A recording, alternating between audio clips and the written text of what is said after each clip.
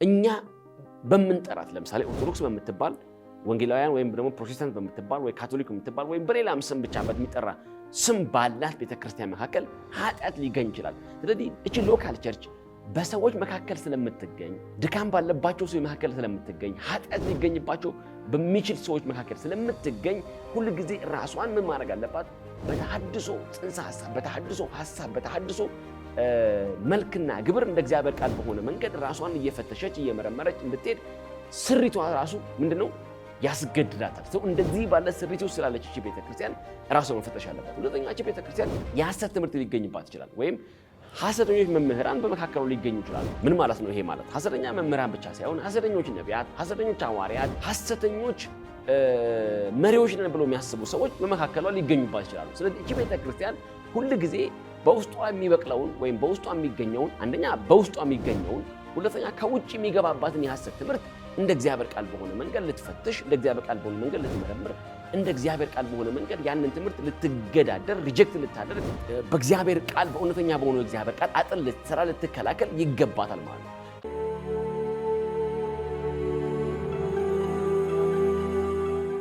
እሺ፣ ሰላም ተመልካቾቻችንና አድማጮቻችን እንደምን ከረማችሁ፣ እንደምን ቆያችሁ? እንግዲህ ይሄ ነገረ ተሐድሶ የተሰኘው መርሃ ግብራችን ነው። እንደምናስታውሰው ባለፉት ሳምንታት ተከታታይ በሆኑ ርዕሰ ጉዳዮች ላይ አጠቃላይ ተሐድሶና ተሐድሶ ነክ በሆኑ ርዕሰ ጉዳዮች ላይ ስንነጋገር ከርመናል ቆይተናል። ባለፉት ሳምንቶች በነበረን መርሃ ግብር እንግዶችንም ጋብዘን የህይወት ምስክርነቶችንም ለመቀበል አጠቃላይ ደግሞ የነበረውንም ግንዛቤ ለማስፋት በጠቅላላው በዚህ ተሐድሶ በተመለከተ በሚባሉ ርዕሰ ጉዳዮች ላይ ለመነጋገር ነው የሞከርነው። እንግዲህ ያለፉት ሳምንታት በነበረው መርሃ ግብሮቻችን ላይ መልስ የሰጣችሁን ግብረ መልስ የሰጣችሁን ሐሳብ የሰጣችሁን ሰዎች እንደነበራችሁ አስታውሳለሁ እና ስለእናንተ ሁሉ እግዚአብሔር እናመሰግናለሁ። በጣም ታንኪዩ ማለት ፈልጋለሁ። እንግዲህ ይሄ ነገረ ተሐድሶ የተሰኘው መርሃ ግብራችን እንግዲህ እንደዚህ ያለ ይቀጥላል ማለት ነው። እንግዲህ ዛሬም ምናልባት ከባለፉት ርዕሶች ጋራ ተያያዥነት ተመጋጋቢነት ባላቸው ጉዳዮች ላይ ነው ዛሬም የምንመካከረው የምንነጋገረው። እንደ አጠቃላይ ተሐድሶን በተመለከተ ጽንሰ ሐሳቡን እንደገና መነሻውን ፍልስፍናውን ተደራሽነቱን ስኬቶቹን ተግዳሮቶቹን ጨምሮ የቀጣይ ዘመን እድሎቹና ፈተናዎቹንም በጠቅላላ እያንዳንዱ ነጥብ በነጥብ ለመሄድ እሞክራለሁ። ምናልባት ዛሬ በሚኖረን መርሃ ግብር ትንሽ ለየት ባለ መንገድ ለማቅረብ የምንሞክረው ምንድነው በጠቅላላ እስከ ዛሬ እስከ አሁን በመጣንበት የነገረ ተሐድሶ መርሃ ግብር ላይ ከተነሱ ሐሳቦችና ምልከታዎች በመነሳት የቀረቡልን አንዳንድ ጥያቄዎች አሉ። እነዛን ጥያቄዎች ምናልባት ተጠቅለል አድርጌ አጠር አድርጌ ለማቅረብ እሞክራለሁ። እንግዲህ እግዚአብሔር እንደረዳን መጠን በዋናነት ጉዳዩን በተመለከተ ጥያቄ ነበረባቸው። ጉዳዩን በተመለከተ ጽንሰ ሐሳቡን በተመለከተ ዓላማውን በተመለከተ ቅድም እንዳልኩት ፍልስፍናውን በተመለከተ የተነሱ ጥያቄዎች አሉ። ከተመልካቾች ከአድማጮች የመጡ ጥያቄዎች አሉ። በእኔም በግል ደረሱኝ ጥያቄዎች አሉ እና እዚህም ደግሞ በነበሩ አድራሻዎች ላይ የመጡ ጥያቄዎች አሉ። እነዛን ጥያቄዎች ሰብሰብ አድርገን ምናልባት የተወሰነ ብዥታዎችን ለማጥራት ይጠቅማል ብዬ በማሰብ ነው ይህን ነገር ማብራራው። ይህንን ጉዳይ የሚከታተሉ የሚያዳምጡ የሚሰሙ ሰዎች በዚህ ጉዳይ ላይ ጥያቄዎች አሉን፣ ይህን በተመለከተ ምንድነው ሐሳባችሁ ብለው ያሏቸው ጥያቄዎች አሉ። እነዚህን ጥያቄዎች ሰብሰብ አድርጌ መጨረሻ ላይ ጥያቄዎቹን እንግዲህ እንደ መጽሐፍ ቅዱስ ሐሳብ እንደ ተሐድሶ ጽንሰ ሐሳብ እንደ ተሐድሶ ዓላማና አጠቃላይ ፍልስፍና ሐሳብ አንፃር ለመመለስ እሞክራለሁ እና ወደዚህ ሐሳብ ከመግባቴ በፊት ግን ምናልባት ከእግዚአብሔር ቃል አንፃር አንድ ነገር ለመናገር በሞክር በጣም ደስ ይለኛል። እንግዲህ የምናወራው ስለ ቤተክርስቲያን ተሐድሶ ስለሆነ የምንጨዋወተው ስለ አጠቃላይ የቤተክርስቲያን ተሐድሶ ምን መልክ መያዝ አለበት የሚለው ጽንሰ ሐሳብ ላይ ስለሆነ ሁላችን እንደምናስታውሰው ምናልባት እስካሁን ከመጣንበት ጥያቄዎች፣ ንግግሮች እና ማብራሪያዎች አንፃር ተሐድሶ ስለሚባለው ጽንሰ ሐሳብ ጥቂት እንደው መነሻ ሐሳብ የያዝን ይመስለኛል። እንግዲህ ስለ ቤተክርስቲያን ተሐድሶ ስናነሳ ቤተክርስቲያንን በሁለት መሰረታዊ አንግሎች ወይም በሁለት መሰረታዊ የተብራሩት ሐሳቦች አንፃር መዝነን ማየት ይገባናል ብዬ አስባለሁ። የመጀመሪያይቱ እንግዲህ አጥቢያይቷ ቤተክርስቲያን ብለን የምንጠራት ነች ወይም አጥቢያይት ቤተክርስቲያን ወይም ሎካል ቸርች ብለን የምንጠራታለች። እቺ ሎካል ቸርች ማነች የሚለውን ነገር ትንሽ እናገራለሁ። ሁለተኛ ዩኒቨርሳል ቸርች ደግሞ የምትባል ደግሞ አለች ወይም ዩኒቨርሳል ቸርች ብለን የምንጠራት ደግሞ ዓለም አቀፋይቷ ቤተክርስቲያንን ዋቢ አድርገን ማየት አለብን። ስለ አጥቢያይቷ ቤተክርስቲያን ብንነሳ እቺ አጥቢያዊቷ ቤተክርስቲያን የትኛዋ ቤተክርስቲያን ነች? አሁን ስለ ቤተክርስቲያን ተሐድሶ ስናነሳ አንዳንድ ግብዥታዎች አሉ። ቤተክርስቲያን እናንተ ማን ሆናችሁ ነው የምታደሱት? ቤተክርስቲያን በክርስቶስ ደም የተመሰረተች ክርስቶስ ራሱ የሆነላት እሱ የሞተላት እሱ መስዋዕትነት የከፈለላት በሱ ሰውነት ላይ የተገነባችውን ቤተክርስቲያን እናንተ ምን ሆናችሁ ነው ምን ስለሆናችሁ ነው ተሐድሶ ያስፈልጋታል ብላችሁ የምትሉት ብለው የሚጠይቁ ሰዎች አሉ። እና እዚህ ጋር አንድ ብዥታ ያለ ይመስለኛል። እና አሁን ተሐድሶ ያስፈልጋታል፣ ሪፎርም ማድረግ አለባት፣ ወደ እግዚአብሔር ቃል ባክ ማድረግ አለባት፣ በእግዚአብሔር ቃል መሰረትነት ላይ መገንባት አለባት ብለን የምንላት ቤተክርስቲያን አጥቢያዊቷን ቤተክርስቲያን ነው ወይንስ ቅድም ባልኩት መንገድ የተጠቀሰችውን እቺን ዓለም አቀፋዊቷን ወይም ዩኒቨርሳል ብለን የምንጠራትን ቤተክርስቲያን ነው ብሎ ከሁለቱ ያላቸው ልዩነትና አንድነት በተሐድሶ አስፈላጊነት አንጻር ወይም ተሐድሶን በማድረግ አንጻር በዩኒቨርሳል ቸርች እና በሎካል ቸርች መካከል ያለውን ልዩነት በደንብ በግልጽ ማየት ያስፈልጋል። እያልን ያለ ነው ተሐድሶ ያስፈልጋታል፣ መታደስ ያስፈልጋታል፣ ወደ እግዚአብሔር ቃል ባክ ማድረግ ያስፈልጋታል፣ ሪኒው ማድረግ ያስፈልጋታል፣ ራሷን መፈተሽ ያስፈልጋታል።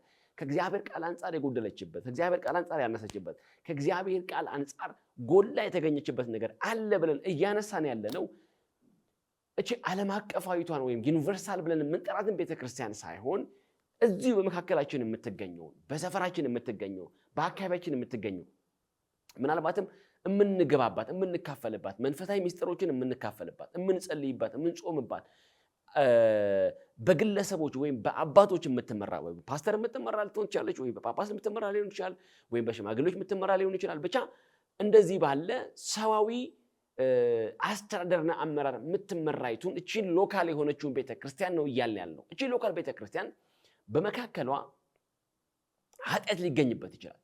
ኃጢአት ሊገኝባት ይችላል ማለት ምንድነው? በሰዎች መካከል ያለ የሰው ኃጢአት ወይም ለእግዚአብሔር ሐሳብ የመታዘዝ ለእግዚአብሔር ሐሳብ የመገዛት ለእግዚአብሔር ሐሳብ በልዕልናና በምልአት ለመኖር ድካም የሚገኝባት ድካም የሚታይባት ሎካል ቸርች አለች።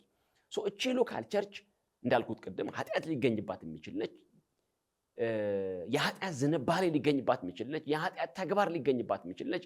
ፕራክቲካሊ ኃጢአት የሚባለው ከእግዚአብሔር ሐሳብ ጋር በተጻራሪ የሚቆም በሰው ልብ ላይ በሰው ስጋዊ ድክመት ላይ የሚገኝ ማንነት ሊገኝባት ስለሚችል እቺ ሎካል የሆነችው ቤተክርስቲያን ምን ማድረግ አለባት? ይሄን ኃጢአት ከውስጧ ለማውጣት በእግዚአብሔር ቃል ራሷን እያየች በእግዚአብሔር ቃል ራሷን እየፈተሸች በእግዚአብሔር ቃል ራሷን እየመረመረችና እየመዘነች ይሄን የኃጢአት ዝንባሌ ከፍ ብሎም ስናገኘው የኃጢአትን ተግባር ከውስጧ እያወጣች በመታደስ ራሷን የምትቆይ ቤተክርስቲያን ነች። ሎካል ቤተክርስቲያን ነች። እንግዲህ እኛ በምንጠራት ለምሳሌ ኦርቶዶክስ በምትባል ወንጌላውያን ወይም ደግሞ ፕሮቴስታንት በምትባል ወይ ካቶሊክ በምትባል ወይም በሌላም ስም ብቻ በሚጠራ ስም ባላት ቤተክርስቲያን መካከል ኃጢአት ሊገኝ ይችላል። ስለዚህ እቺ ሎካል ቸርች በሰዎች መካከል ስለምትገኝ ድካም ባለባቸው ሰዎች መካከል ስለምትገኝ ኃጢአት ሊገኝባቸው በሚችል ሰዎች መካከል ስለምትገኝ ሁሉ ጊዜ ራሷን ምን ማድረግ አለባት?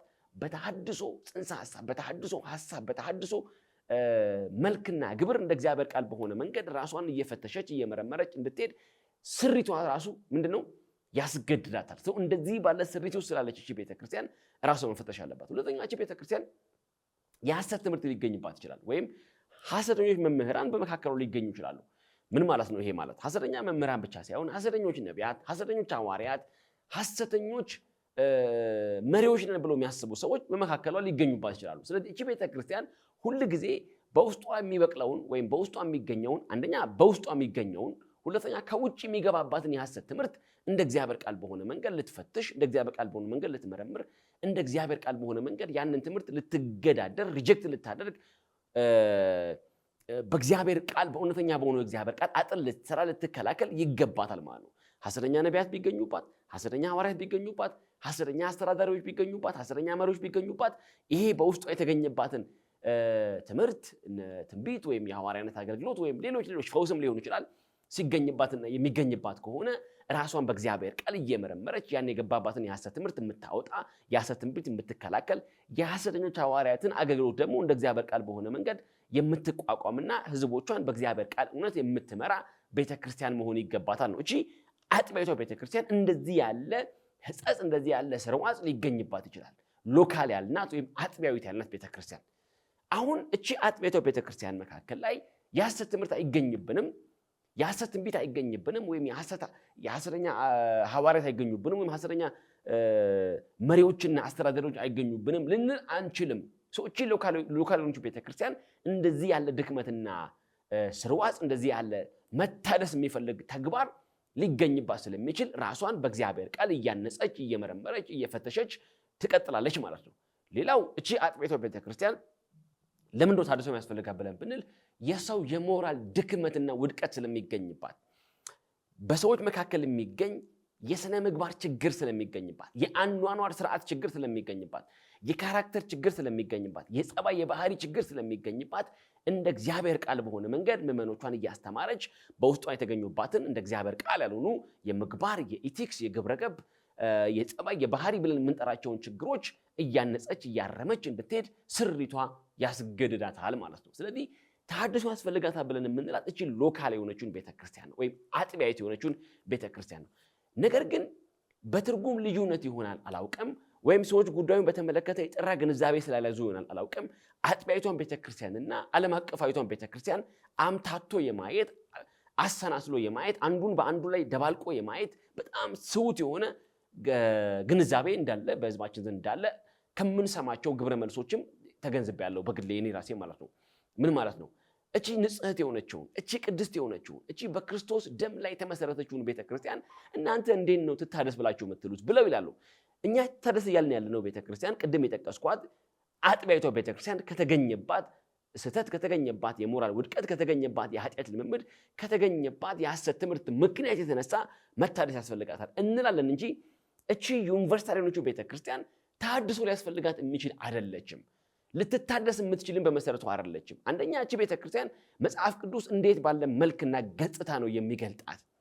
እቺ ዩኒቨርሳል የሆነችው ቤተክርስቲያን ኢትዮጵያ የማትገኝ፣ ሳውዝ አፍሪካ የማትገኝ፣ አሜሪካን ሀገር የማትገኝ፣ ካሪቢያን የማትገኝ፣ ኤዥያ የማትገኝ፣ ሌላም አረብ ላይ የማትገኝ የሆነ ቦታ ነው መገኛዋ ብለን በመልክዓ ምድራዊ ገጽታ እዚህ ጋር ነው መገኛዋ ብለን በማፕ ደረጃ ማናስቀምጣት፣ በጂኦግራፊ ደረጃ ማናስቀምጣት፣ እዚህ ነው ተብላ የማትገለጥ ነገር ግን በገጽታ ብቻ ሳይሆን ደግሞ በምዕመን ደረጃም ደግሞ ስንወስዳቸው አፍሪካዊ ናቸው፣ አሜሪካዊ ናቸው፣ ኢትዮጵያዊ ናቸው ብለን የማንላቸው ዜግነታቸው የትኛውም የዓለም ክፍል ላይ ሊሆን የሚችል የሆነ አካባቢ ሰዎች የተሰባሰቡበት የሆነ ተመሳሳይ ቋንቋ ብቻ የሚናገሩ ወይም አንድ አካባቢ ላይ የሚገኙ አንድ አይነት ባህል፣ አንድ አይነት የአምልኮ ስርዓት፣ አንድ አይነት የዜማ ዕቃ፣ አንድ አይነት አጥቢያዊ መልክ የሌላቸው አፍሪካም፣ አውሮፓም፣ ኤዥያም የትኛውም ስፍራ ሊገኙ የሚችሉ የትኛውንም ቋንቋ ሊናገሩ የሚችሉ ነገር ግን በክርስቶስ ያመኑ አያችሁ፣ የትም አካባቢ ሊሆኑ ይችላሉ።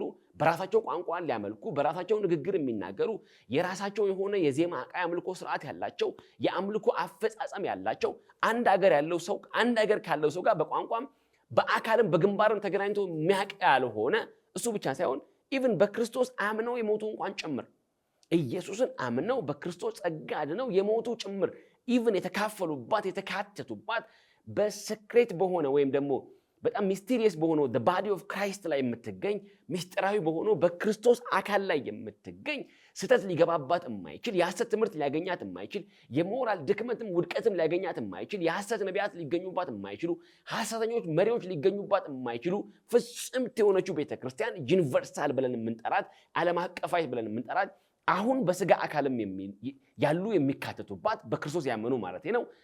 ከዚህ ዓለም ደግሞ በስጋ አካል ደግሞ የተለዩም ጭምር ይሄን ዓለም አልፈው የሄዱም ጭምር እንኳን ሳይቀር ያሉባት የገቡባት በክርስቶስ አካል ላይ የተገነባችው ፍጽምት የሆነችው ቤተክርስቲያን ራሷ ክርስቶስ የሆነላት ቤተክርስቲያን እቺ ምንም አይነት ተሐድሶ ሊያስፈልጋት አይችልም። እቺ አጥቢያዊት ቤተክርስቲያን ግን ቅድም ያልኳችሁ ቅድም በዘረዘርኳቸው ምክንያቶች የተነሳ ተሐድሶን እንድታደርግ ራሱ ሁኔታው ያስገድዳታል ማለት ነው። የምታልፍበት መንገድ፣ የገቡባት ስርዋጾች፣ የምታልፍባቸው ተግዳሮቶችና ጫናዎች ራሷን በእግዚአብሔር ቃል እየመረመረች እያደሰች ወደ ክርስቶስ ቀን ራሷን እንድታዘጋጅ ያስገድዳታል ማለት ነው። ተሐድሶ አያስፈልጋትም ብለን የምንላት ቤተክርስቲያን ቅድም ያልኳችሁ እቺ አጥቢያዊቷ ቤተክርስቲያን ሳትሆን ዩኒቨርሳል የሆነችው ቤተክርስቲያን ነች። መጽሐፍ ቅዱሳችን እቺ ዩኒቨርሳል የሆነችው ቤተክርስቲያን ምን ብሎ ነው የሚጠቅሳት? ምን አይነት መልክ አላት ብሎ ነው የሚጠቅሳት የሚለውን የኤፌሶ መጽሐፍ ምዕራፍ 5 ከቁጥር 25 ጀምሮ ያለውን ክፍል ባነበው በጣም ደስ ይለኛል። ኤፌሶ መጽሐፍ ምዕራፍ 5 ከቁጥር 25 ጀምሮ እንደዚህ ይናገራል። ጌታ ኢየሱስ እንዴት እንዳሰባት እቺን ቤተክርስቲያን መጽሐፍ ቅዱሳችን እንዲህ ይላል። እንዲሁም ባሎች ደግሞ እንደገዛ ስጋቸው አድርገው የገዛ ሚስቶቻቸውን ሊወዷቸው ይገባቸዋል ካለ በኋላ እንግዲህ በባልና በሚስት መካከል ያለውን መስተጋብር ግንኙነትና አንድነትና በክርስቶስና በዚህ ንጽሕትና ቅድስት በሆነችው ቤተክርስቲያን መካከል የሚገኘውን አንድነት እንዴት ባለ መንገድ እንደሚያብራራ እንመለከታለን። ቁጥር 26 ላይ እንደዚህ የሚል ቃል እናገኛለን። ባሎች ደግሞ ሚስቶቻችሁን ውደዱ ካለ በኋላ በውሃ መታጠብና ከቃሉ ጋር አንጽቶ ይላል። አንደኛ በውሃ መታጠብና ከቃሉ ጋር አንጽቶ ማለት ንጹህ አድርጓት ማለት ነው። ንጹህ አድርጓት ማለት ሐሰተኛ ነቢያት፣ ሐሰተኛ ትምህርት፣ ሐሰተኛ መሪዎች ወይም የግብረ ገብ ችግር፣ የሞራል ችግር፣ የሐሰት ትምህርት ችግር እንዳይገኝባት አድርጎ ከውሃ ምን አለ መጽሐፍ ቅዱስ በውሃ መታጠብና ከቃሉ ጋር አንጽቶ እንዲቀድሳት ማለት ቅዱስ ሊያደርጋት ወይም ቅድስት ሊያደርጋት የተቀደሰች ሊያደርጋት ሆሊ ሊያደርጋት ማለት ቅድስት ማለት የተለየች ሊያደርጋት። አያችሁ ቅድም ከተጠቀስኳቸው የሞራል ውድቀቶች የሐሰት ትምህርት ችግሮች ንጹህ ሊያደርጋት እንዲቀድሳት ስለ እርሷ ራሱን አሳልፎ ሰጠ። ስለ የትኛዋ? ስለ ዩኒቨርሳል ስለሆነችው ፍጹምት ስለሆነችው መጽሐፍ እንደሚናገር ቅድስት ስለሆነችው ወይም የተለየች ስለሆነችው ቤተክርስቲያን ራሱን አሳልፎ ምን አደረገ? ሰጠ። እድፈት ወይም የፊት መጨማደድ። አያችሁ እቺ ቤተክርስቲያን አንደኛ ምን የለባትም? እድፈት የለባትም። እቺ ዩኒቨርሳል የሆነችው እንዴ አሁን እኛ የምናያት ሎካል ቤተክርስቲያን ላይ አሁን እኛ የምንመለከታት አጥቢያ ቤተክርስቲያን ላይ እድፈት የለም ወይ? የኃጢአት እድፈት የለም ወይ? የሞራል እድፈት የለም ወይ? የግብረ ገብ እድፈት የለም ወይ? የሐሰት ትምህርት እድፈት የለም ወይ? ከክርስቶስ ትምህርት የወጣ ግብር የለም ወይ? ተግባር የለም ወይ? በመካከል ቂም ኃጢአት የለም ወይ? ይቅርታ ለማድረግ የለም ወይ? አሁን ባለችው ቤተክርስቲያን ውስጥ በግልጽ እናያለን። እችኛይቷን ግን መጽሐፍ የሚነግር ግን ቤተክርስቲያን ግን ምን አለ? እድፈት ወይም የፊት መጨማደድ ወይም እንዲህ ያለ ነገር ይላል። አያችሁ እድፈት ወይም የፊት መጨማደድ። አያችሁ እቺ የፈካች ነች፣ የበራች ነች። ኃጢአት ግንባሯን ያላጨማደዳት። አያችሁ የግብረገብ ችግር ፊቷን ያላጨማደዳት። ፊቷን ብንመለከት ፊዚካሊ ብንመለከታት የበራች ነች፣ የፈካች ነች። አያችሁ እንዲህ ያለ ነገር ማለት እንደዚህ ያለ ነገር ይሄ ኃጢአትን ተከትሎ የሚታይባት ምንም አይነት ሕጸጽ የሌለባት ፍጽምት የሆነች እንደሚናገረው ቅድም ቅድስት የሆነች የነጻች ንጹህ የሆነች የተለየች የፊት መጨማደድ የሌለባት እድፈት የሌለባት እንዲህ ያለ ነገር ቅድም ካልኩ ጋር እንደ ፊት መጨማደድ ያለ ነገር እንደ እድፈት ያለ ነገር እንደ ኃጢአት ያለ ነገር እንደ ውድቀት ያለ ነገር እንደ ግብረገባዊ ውድቀት ሕጸጽ የሌለ ያለ ነገር የማይገኝባት ቅድስትና ያለ ነውር ትሆን ዘንድ ክብርት የሆነችውን ቤተክርስቲያን ለራሱ እንዲያቀርብ ፈለጋል። አያችሁ ቅድስትና ያለ ነውር የሆነች ነውር የማይገኝባት የኃጢአት ነውር የማይገኝባት የሞራል ነውር የማይገኝባት ቅድስት የሆነች የተለየችቱ ቤተክርስቲያን ብሎ የሚላት ለራሱ እንዲያቀርብ ፈለገ ብሎ የሚላት ቤተክርስቲያን እቺ ዓለም አቀፋዊቷ ቤተክርስቲያን ነች። ለራሱ እንዲያቀርባት ፈለገ ብሎ ራስ ይሆንላት መሪ የሆነላት አስተዳዳሪ የሆነላት በዚህ ግቢ በዚህ ውጭ ብሎ የሚላት መሪ እረኛ የሆነላት ክርስቶስ ራሱ የሚመራት አቅጣጫውን የሚያሳያት የሆነላት አቅጣጫዋን መሪ ፓስተር ያልሆነ ወይም ደግሞ ቄስ ያልሆነ ወይ ኤጲስቆጶስ ያልሆነ ወይ ፓትርያርክ ያልሆነ ወይ ደግሞ ቢሾፕ ያልሆነ እንደዚህና እንደዚህ ብለን በሰዋዊ ማዕረግ ማንጠራው መሪ ያልሆነላት ራሱ መሪ የሆነላት ራሷ የሆነላት የሐሰት ትምህርት እንዳይገባባት መሪ የሆነላት የሚያስተምራት የሚመግባት የሚያቆማት ሁለንተናዊ ተካፍሎቱን የሚያካፍላት እቺ ዩኒቨርሳል የሆነችው ቤተክርስቲያን ምንም አይነት ተሐድሶ አያስፈልጋትም ለማለት ነው። ስለዚህ ተሐድሶ ብለን ስንል ቤተክርስቲያን ተሐድሶ ያስፈልጋታል ብለን ስንል እያልን ያለነው ስለ ሎካል ስለሆነችው ቤተክርስቲያን ነው። የፊት መጨማደድ ስለሚገኝባት፣ እድፈት ስለሚገኝባት፣ ነውር ስለሚገኝባት ራሷን ለመቀደስ በዛ ልዕልና ልትገኝ ስላልቻለችው ቤተክርስቲያን ነው እያወራን ያለነው እንጂ እዚህ ኤፌሶን መጽሐፍ ምዕራፍ 5 ላይ ስላለችው ቅድስት ስለሆነችው የፊት መጨማደድ ስለሌለባት ያለ ነውር ስለሆነችው እሱ ራሱ ራስ ስለሆነላት ቤተክርስቲያን አይደለም ማለት ነው። ስለዚህ በዚህ መነሻ ጽንሰ ሐሳብ ላይ የሚቀጥሉትን ሐሳቦች እየተነጋገርን የምንሄድ ነው የሚሆነው ማለት ነው። ስለዚህ ስለ ተሐድሶ ስንነጋገር ተሐድሶ የሚለውን ሐሳብ ጽንሰ ሐሳቡን መተንተን የሚገባን ስለ ቤተክርስቲያን ተሐድሶ ይልቁንም በጣም ወደኛ ዘመን አምጥተን ስለ ኢትዮጵያ ኦርቶዶክስ ተዋህዶ ቤተክርስቲያን ተሐድሶ ስለ ቤተክርስቲያኒቱ ተሐድሶ ደጋግመን ስለምንናገረው ተሐድሶ ስናወራ እያወራን ያለነው በመካከል ነውር ስለተገኘባት፣ በመካከል የሐሰት ትምህርት ስለተገኘባት፣ በመካከል ጸረ ክርስቶስ የሆኑ ገለባ ትምህርቶች ስለተገኙባት፣ በመካከል ጸረ ክርስቶስ የሆኑ ጸረ መጽሐፍ ቅዱስ የሆኑ ጸረ አበው ትምህርት ጸረ የሐዋርያት ትምህርት የሆኑ ምናምንቴ የሆኑ አስተምሮች፣ ፍታቴዎች፣ ሀቲቶች፣ ትርክቶች ስለተገኙባት በባህሏ መካከል፣ በአኗኗር ስርዓቷ መካከል፣ በአምልኮ አፈጻጸም ስርዓቷ መካከል፣ በአምልኮት አፈጻጸሟ ጭምር እንኳን መካከል፣ በምእመኖቿ የህይወት ስርዓት መካከል እንደ እግዚአብሔር ቃል ያልሆነ ከእግዚአብሔር ቃል የወጣ ከእግዚአብሔር ቃል ያፈነገጠ ግብር ተገኝቶባታል። እድፈት ተገኝቶባታል። መጽሐፍ እንደሚል የትኛይቱ ቤተክርስቲያን እድፈት የሌለባት ይላል። እዚህ ጋር እድፈት ተገኝቶባታል። የፊት መጨማደር ተገኝቶባታል። አያችሁ፣ ሙሽራውን ልትቀበል በምትችልበት የሙሽሪነት ልዕልና ያለች አይደለችም። የሚመጣውን ንጉስ የሚመጣውን ጌታ ልትቀበል በምትችልበት መንፈሳዊ ልዕልና መንፈሳዊ ብቃት ላይ አይደለችም ቤተክርስቲያኒቱ። ስለዚህ ምን ማድረግ አለባት? ያንን ልዕልና ልትጎናጸፍ በምትችልበት ያንን መንፈሳዊ አቅም ልትጎናጸፍ በምትችልበት በንጽህና በቅድስና ያለፊት መጨማደር ያለ ነውር ቅድስት ሆና የሚመጣውን ጌታ ልትቀበል በምትችልበት መንፈሳዊም አካላዊም ሁለንተናዊ ዝግጁነት ላይ አይደለችምና ወደ እግዚአብሔር ቃል በሆነ ተሐድሶ ልትመለስ ይገባታል ብለን የምንጠራት እቺ መሐከላችን የምናገኛት በመሐከላችን ላይ የምናውቃት የምናያት መንፈሳዊ ምስጢር እንካፈልባት አያችሁ ቤተክርስቲያኔ ነች ብለን የምንጠራት ቤተክርስቲያን ባልኩት ደረጃና ባልኩት ረገድ ተሐድሶ ያስፈልጋታል እያለን ነው ያለነው። ስለዚህ ይሄን ምን ማለታችን ነው? ይሄ ተሐድሶ ጽንሰ ሐሳቡ ምንድነው ነው? የቤተክርስቲያን ተሐድሶ ራሱ ስንል እቺ ቤተክርስቲያን አጥቢያይቷ የሆነችው ቤተክርስቲያን ሎካል የሆነችው ቤተክርስቲያን ተሐድሶ ያስፈልጋታል ብለን ስንል ጽንሰ ሐሳቡ ምንድነው? ይሄንን ስንል መነሻችን ምንድነው? መጽሐፍ ቅዱሳዊ መነሻ አለን ወይ? ፍልስፍናው ምንድነው? ይሄ ተሐድሶ ሐሳብ የሚያጠነጥንባቸው የሚዳሰሳቸው የሚነካካቸው ፍልስፍናዊ መሰረቶቹ ምንድናቸው? ተግዳሮቶቹስ ምንድናቸው? እድሎቹስ ምንድናቸው? ሊያደርግ የሚፈልጋቸው ነገሮች እንደ መጽሐፍ ቅዱስ ሐሳብ ሲመዘኑ መጽሐፍ ቅዱሳዊ ቤዝ ያላቸው ናቸው ወይ? እቺ አጥቢያይቷ ቤተክርስቲያን ተሐድሶ ታድርግ ብለን ስንል ተሐድሶ እንድታደርግ የሚያስገድዳት ጥሪ የሚያቀርብላት መጽሐፍ ቅዱሳዊ መነሾ አለ ወይ? መጽሐፍ ቅዱሳዊ ፋውንዴሽኖች አሉ ወይ ብለን መጠየቅ አለብን። ይሄንን ስናነሳ አንደኛ የቤተክርስቲያን ተሐድሶ ማለት ራሱ ምን ማለታችን ነው? ሁለተኛ ይሄ የቤተክርስቲያን ተሐድሶ ራሱ ለምንድን ነው ያስፈልገው የሚለውንም ማንሳት አስፈላጊ ነው። ያስፈልጋል በሚለው ሐሳብ ላይ ከተስማማን ለምንድን ነው ያስፈልገው?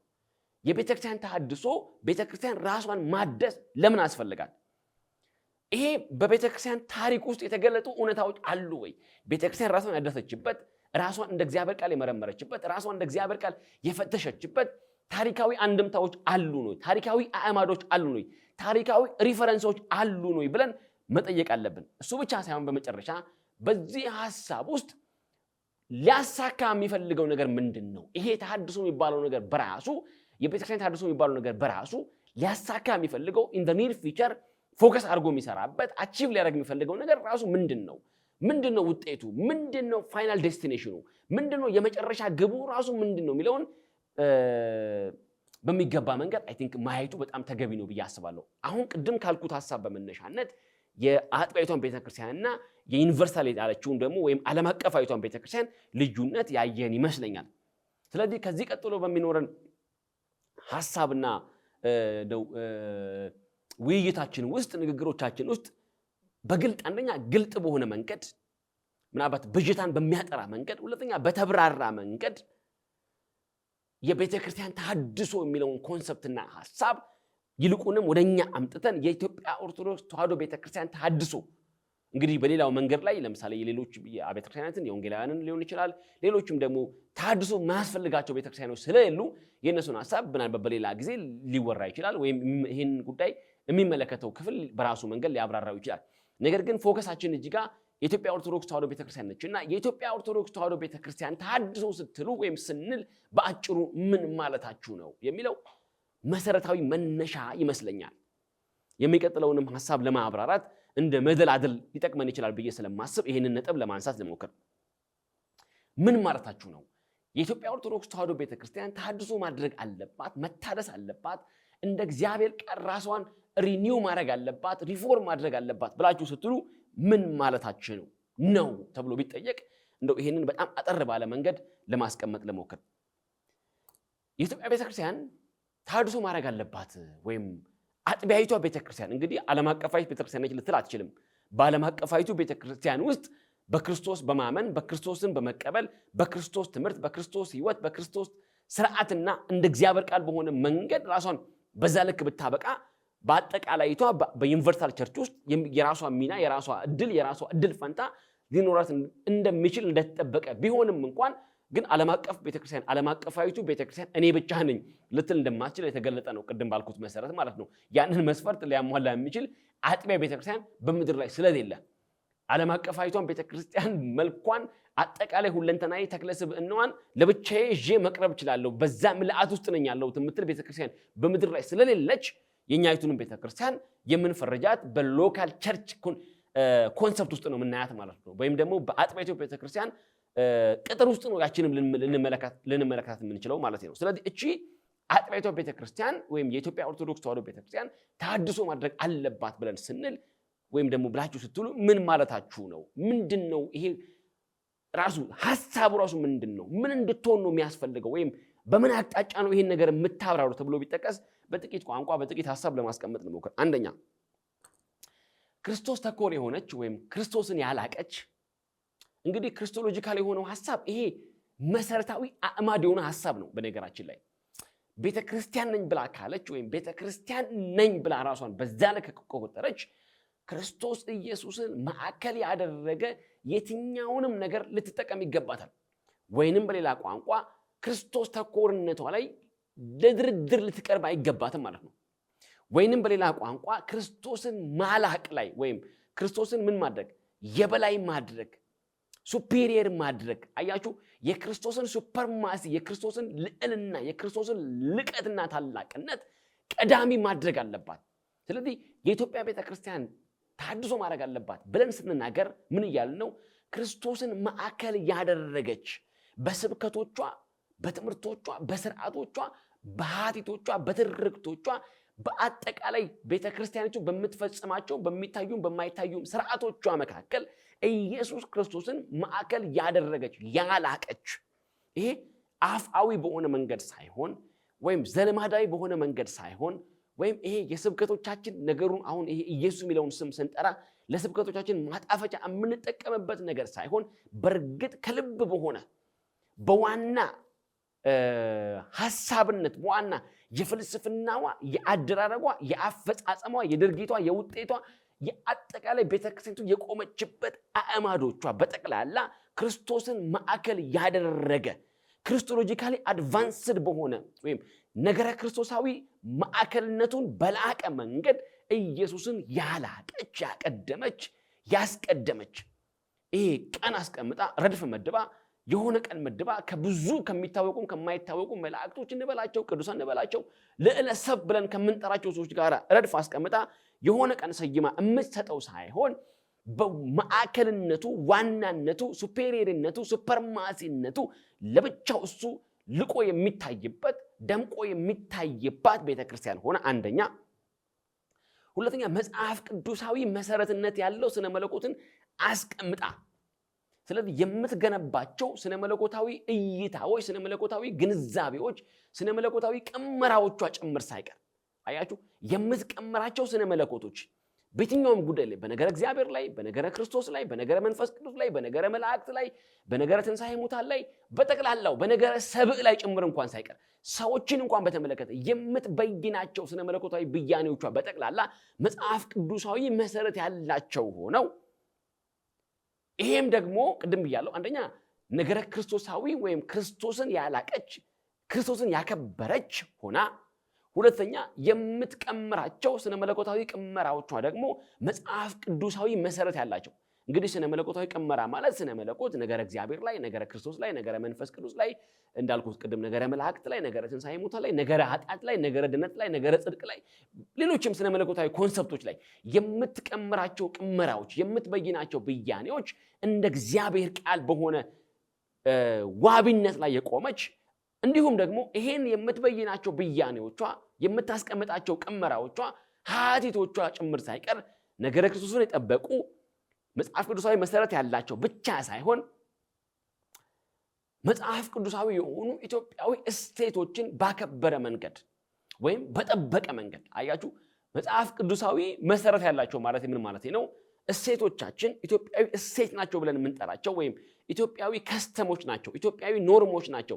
ኢትዮጵያዊ ስነ መለኮታዊ እይታዎች ናቸው። ኢትዮጵያዊ ስነ አእምሮዊ ግንባታዎች ናቸው። ኢትዮጵያዊ ስነ ልቦናዊ ውቅሮች ናቸው ብለን የምንጠራቸው ነገሮች እንደ እግዚአብሔር ቃል ተመዝነው እነዚህ እንደ እግዚአብሔር ቃል የሆኑ ኢትዮጵያዊ እሴቶቻችን ተጠብቀው ወይም ደግሞ ዋጋ ተሰጥቷቸው ፍጹም የሆነ ሃይማኖታዊና መንፈሳዊ ተሐድሶ ልታደርግ ይገባል ነው እያለ ያለ ነው።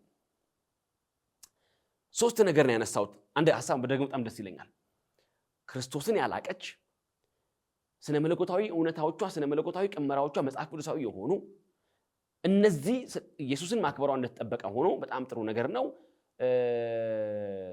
መጽሐፍ ቅዱሳዊ መሰረት ያለው ሐሳብና መጽሐፍ ቅዱሳዊ መሰረት ያለው ስነ መለኮት መገንባቱ እሱ በጣም አስፈላጊና ወሳኝ ነገር ነው። እነዚህ ሁለቱ ነገሮች ደግሞ በባህል፣ በቅርስ፣ በአኗኗር፣ በስነ ልቦናዊ ውቅር፣ በማህበረሰባዊ ግንባታዎቻችን ደግሞ ኢትዮጵያዊ የሆኑ መጽሐፍ ቅዱሳዊ መሰረትነታቸውን ያለቀቁ ባህሎች፣ ወጎች፣ ስርዓቶች፣ አኗኗሮች እና መሰል ጉዳዮች ደግሞ እንደ እግዚአብሔር ቃል የሆኑ ተጠብቀው እንዲቆዩ በዚህ ልክና መሰረት ራሷን እንደ እግዚአብሔር ቃል እንድትፈትሽ የሚጠይቅ ጥያቄ ነው ተሐድሶ። ይሄን ተሐድሶ ስንናገር መጽሐፍ ቅዱሳዊ መሰረትነቱን ያለቀቀ ነው። የእግዚአብሔር ቃል ዋናነቱን ዋቢነቱን ያለቀቀ ነው። እንደ አገራችን ተጨባጭ ሁኔታ ደግሞ ኢትዮጵያዊ የሆኑ እሴቶችን መጽሐፍ ቅዱሳዊ እሴቶችን ተጠብቀው ለቀጣዩ ትውልድ እንዲቀጥሉ የሚጠይቅ ሃይማኖታዊና መንፈሳዊ የመመለስ ጥያቄ ነው ተሐድሶ። የእግዚአብሔር አምላካችን ስም የተመሰገነ ይሁን። ስለዚህ ይሄን ሲሆን የዚህ ውጤት እንግዲህ ቅድም ባልኳችሁ ሶስት ዋና ዋና አዕማዶች ላይ ራሷን ፈትሻ ራሷን ገምግማ ራሷን አስቀምጣ የምትቀጥል ቤተክርስቲያን በዚህ ልክ የምትቀጥል ከሆነ ይሄ ምን ያመጣል ሲባል ቤተክርስቲያኒቱን ብቻ ሳይሆን የሚከተሏትን ምዕመኖቿን ሁሉ ወደ እውነተኛ ንስሐና ወደ እውነተኛ መመለስ የሚያመጣ ነው የሚሆነው። ይሄ ለታይታ የሆነ ለግብር ይውጣ የሆነ ዝም ብሎ አላርለ አፋዊና ዘልማዳዊ በሆነ መንገድ ሳይሆን እውነተኛ በሆነ ግንኙነት ውስጥ እውነተኛ በሆነ መመለስ ውስጥ ሰዎች ከእግዚአብሔር ጋር እርቅን የሚያደርጉበትን እውነተኛ ንስሐንና እውነተኛ መመለስን የሚያመጣ ይሆናል ማለት ነው።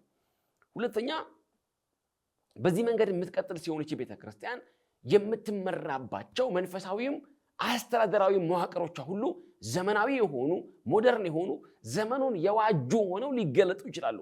እንደ እግዚአብሔር ቃል በሆነ መሰረትነት የተገነባች ቤተክርስቲያን ስለሆነች የምትመራባቸው ቃለ ዓዋዲው ሊሆን ይችላል። የምትመራባቸው የትኛውም አስተዳደራዊ መዋቅሮቿ መንፈሳዊም አስተዳደራዊ ሊሆን ይችላል። ኖርማል አስተዳደራዊ መዋቅሯም ሴኩላር የሆነው አስተዳደራዊ መዋቅሯ ሊሆን ይችላል። በሁለቱ መንገዶች የተገነቡ ስለሚሆኑ እንደ እግዚአብሔር ቃል የሆነ ዘመናዊ የሆነ እንደ እግዚአብሔር ቃል የሆነ ሞደርን የሆነ እንደ እግዚአብሔር ቃል የሆነ መንፈሳዊ የሆነና ዘመኑን የሚዋጅ አስተዳደራዊ መዋቅር ልትገነባ ይቻላታል ማለት ነው። ከዚህ ጋር ተያይዞ ቤተክርስቲያኒቱ እንደዚህ ባለ መንፈሳዊና አስተዳደራዊ ግንባታ ውስጥ እንደ እግዚአብሔር ቃል ቆማ ስትገለጥ በዛ ውስጥ የሚታዩ ሌሎች ትሩፋቶችንም እንደ አገር ልታበረክት ትችላለች ማለት ነው። ለምሳሌ ቤተክርስቲያኒቱ በማህበረሰባዊ ጉዳዮች ውስጥ ወይም ይሄ በሰዎች የእርስ በርስ ሶሻል ግንኙነቶች ውስጥ ልትገነባ ልታመጣ የሚገባትን የራሷን የሆነ አዎንታዊ ሚና ልትጫወት ትችላለች ማለት ነው። ስለዚህ ይሄ መንፈሳዊ የሆነ ጉዳይ ብቻ ሳይሆን ወይም ይሄ በመንፈሳዊ ጉዳይ ላይ ብቻ ቀምረን የምናስቀምጠው ርዕሰ ጉዳይ ሳይሆን በዋናነት በማህበረሰቡ በተገለጠችበት ወይም በተተከለችበት ወይም ባለችበት ማህበረሰብ ውስጥ ራሱ በጣም ጤናማ የሆነ በጣም ሄልዚ የሆነ በጣም ፕሮዳክቲቭ የሆነ ማህበረሰባዊ ግንኙነቶችን እንኳን ልትገነባ የምትችልበትን አዎንታዊ ሚናዎቿን ልትወጣ ያስችላታል ማለት ነው። ስለዚህ ሶሻል ቢልዲንጎችን ልታመጣ ትችላለች። ማህበረሰባዊ እሴቶች ተጠብቀው እንዲቆዩ ልታደርግ ትችላለች።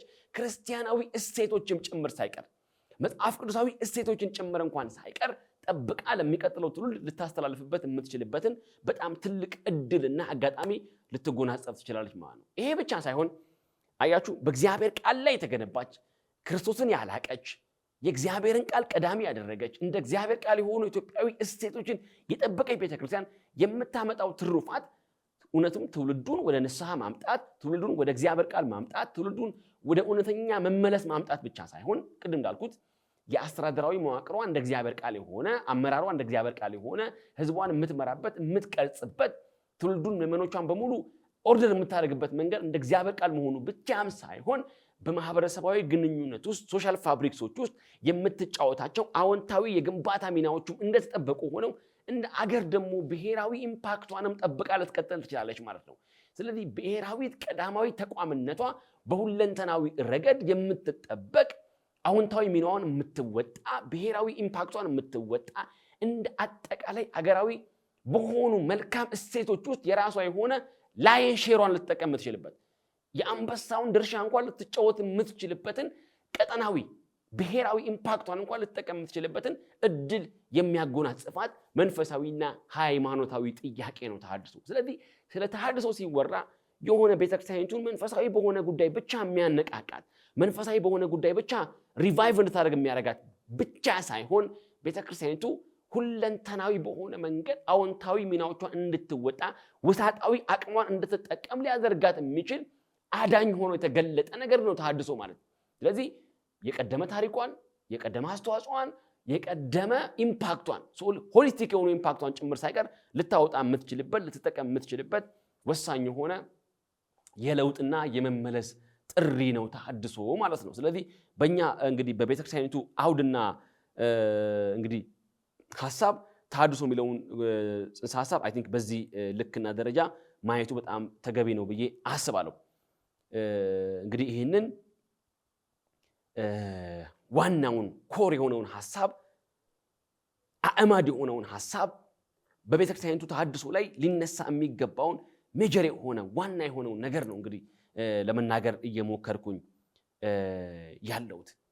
ይሄ ተሐድሶ ወይም ይሄ የኢትዮጵያ ቤተክርስቲያን ተሐድሶ ብለን ስንል የኢትዮጵያ ኦርቶዶክስ ተዋሕዶ ቤተክርስቲያን ተሐድሶ ብለን ስናነሳ ተሐድሶ ምንድነው? ፍልስፍናው ራሱ የሚነሳበት ፊሎሶፊው ምንድነው? እንግዲህ ፍልስፍና የአንድ ድርጊት የአንድ ንቅናቄ የአንድ እንቅስቃሴ የጀርባ አጥንት ነው። የጉዳዩን እውነታነት የጉዳዩን አዎንታዊነት የጥያቄውን የዘለቅነት የደረስነት የጉዳዩን መጽሐፍ ቅዱሳዊ መሰረትነት እንኳን ጭምር ሳይቀር የምናብራራበት አይ ቲንክ መሰረታዊ ጉዳይ ፍልስፍናው ምንድነው? ይሄ ተሐድሶ ወይም ተሐድሷችሁ የሚመራበት ፊሎሶፊ ምን አይነት ፊሎሶፊዎች አሉት? ይሄ ወሳኝ ጉዳይ ነው። የሚነሳው ሐሳብ አዎንታዊነቱን የሚያሳይ ብቻ ሳይሆን የተደረስነቱና ዘመን ዘለቅነቱን እንኳን ጭምር ሳይቀር ፍንትው አድርጎ የሚያሳይ ነው። ስለዚህ እያንዳንዱ ነገር የራሱ የሆኑ ፍልስፍናዎች አሉት። አንድ ጤናማ ነገር ወይም ጤናማ ያልሆነ ነገር እንኳን ጭምር ሳይቀር የራሱ የሆኑ ፊሎሶፊካል የሆኑ ፋውንዴሽኖች አሉት። ስለዚህ ይሄ ተሐድሶ ወይም ይሄ የኢትዮጵያ ኦርቶዶክስ ተዋሕዶ ቤተክርስቲያን ተሐድሶ እናንተ የምታቀነቅኑት ተሐድሶ እያወራችሁ ያሉት ተሐድሶ የፍልስፍና የጀርባ አጥንቶቹ ምንድናቸው? ፍልስፍናዊ አዕማዶቹ ምንድናቸው? የሚለውን ነገር በአራት በአምስት ሐሳብ ለማስቀመጥ ለሞክር። የመጀመሪያው ፍልስፍናው ስነ መለኮታዊ ፍልስፍናው ምን ይመስላል? ምክንያቱም የሚወራው ነገር በአብዛኛው ቴዎሎጂካል ሐሳብ ስለሆነ ስነ መለኮታዊ ፍልስፍና አለው ወይ? ዝም ብሎ የሆኑ ሰዎች ተሰባስበው 5-6 ሰዎች ተሰባስበው የሚጮሁት የሚያቀነቅኑት ጉዳይና እንቅስቃሴ ሳይሆን ይሄ ጥያቄ ዘመን ዘለቅነት ያለው ጥያቄ ነው ብለን ስንነሳ የራሱ የሆኑ የጥያቄው ባክቦን የሆኑ የጥያቄው የጀርባ አጥንት የሆኑ ፍልስፍናዊ መሰረቶች አሉት። አንደኛው ፍልስፍናዊ መሰረት የተሐድሷችን ስነ መለኮታዊ ፍልስፍና ነው። የተሐድሷችሁ ስነ መለኮታዊ ፍልስፍና ምንድነው ብለን ብንጠይቅ የመጀመሪያው ስነ መለኮታዊ ፍልስፍና ስነ መለኮታችን ወይም ደግሞ የምናቀርበው የምንቀምረው የምንቀምመው ፍልስፍናችን ክርስቶስ ተኮር መሆን አለበት ነው እያልን ያለው። ስለዚህ ነገረ ሃይማኖታዊ ፍልስፍና የዚህ ጥያቄ የተሐድሶ ነገረ ሃይማኖታዊ ፍልስፍና የመጀመሪያውና አንዱና ዋናው ወደ ክርስቶስ ትምህርት ሪተርን ማድረግ አለብን ነው። ስተናል ነው። ሀዲዱን ለቀናል፣ መንገዱን ለቀናል። የክርስቶስን ትምህርት ቀዳሚነት ቦታ አሳጥተናል። ስለዚህ የነገረ ሃይማኖታዊ ወይም የነገረ መለኮታዊ የስነ መለኮታዊ ፍልስፍና መነሻው አንዱ መነሻ የሚያቀነቅንበት አንዱ አዕማድ ወደ ክርስቶስ ትምህርት እንመለስ ባይ ነው። አንደኛ። ሁለተኛ መጽሐፍ ቅዱስ የመጀመሪያውና ትልቁ ባለስልጣን ሊሆን ሲገባው መጽሐፍ ቅዱስ የበላይ ባለስልጣንነቱን የበላይ መመሪያነቱን የሕይወት ስርዓት መመሪያነቱን ኢንዶክትሪኔሽንነቱን አጥቷል፣ ለቋል።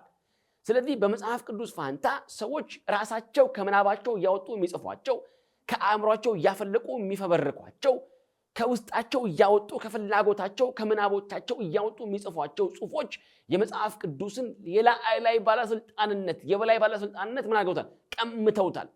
ስለዚህ ምን ማድረግ አለበት? ስክሪፕቸር ወይም ደግሞ መጽሐፍ ቅዱስ ቀዳሚ ባለስልጣንነቱን መመለስ አለብን ነው እያልን ያልነው።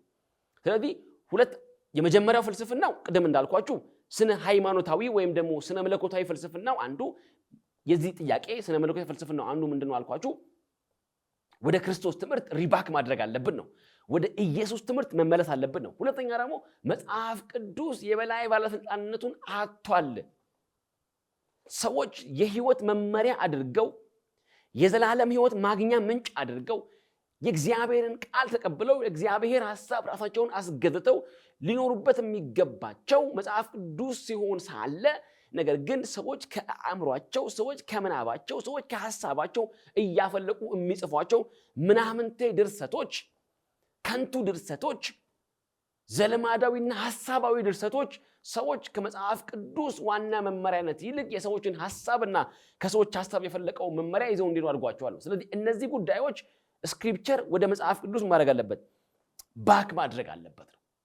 ሶስተኛው በስነ መለኮታዊ ፍልስፍና ውስጥ የምናነሳው የተሐድሷችን ስነ መለኮታዊ ፍልስፍና የሚቃኝበት አንዱ ቅኝታችን ራሳችንን የምናይበት፣ ለምሳሌ ጽድቅን የምናይበት፣ ቅድስናን የምናይበት፣ በእግዚአብሔር ፊት ንጹህ ሆኖ መታየትን የምናይበት መነጽር እንደ እግዚአብሔር ትምህርት አይደለም።